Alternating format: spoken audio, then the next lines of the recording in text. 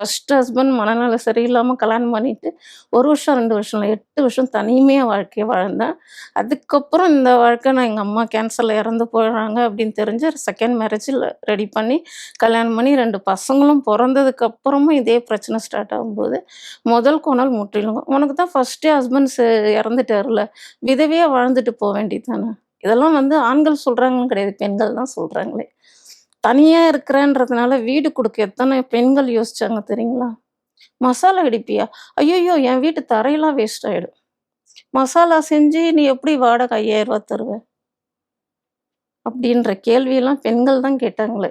ஒரு சில இடத்துல ஜாதிலாம் வேற கேட்டாங்க.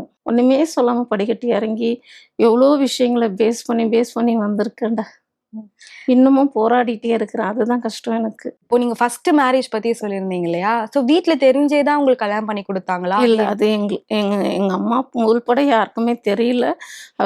அவர் வந்து சின்ன வயசுல கீழ விழுந்ததுனால, இந்த சைட்ல மொளக்குச்சி குத்துச்சு. நம்மலாம் வந்து கன்னுக்குட்டி கட்டுறதுக்கு மொளக்குச்சி, அத அடிப்பாங்கல்ல, அது மரத்துலேருந்து கீழ விழுந்து அது குத்தந்தனால, அப்ப நம்ம அந்த அப்பலாம் என்ன பண்ணுவாங்க, மஞ்சள் தானே இழச்சி இழச்சி வைப்பாங்க. அது வச்சதுனால அவளுக்கு மூளை பாதிச்சு இருந்திருக்கு. கொஞ்சம் நாள் நல்லா இருப்பாரு, கொஞ்ச நாள் கொஞ்சம் மென்டலி ப்ராப்ளமா இருப்பார் போல இருக்கு. தெரியாம தான் கல்யாணம் பண்ணோம். எனக்கு ஃபர்ஸ்ட்டு மேரேஜே லேட்டா தான் ஆச்சு.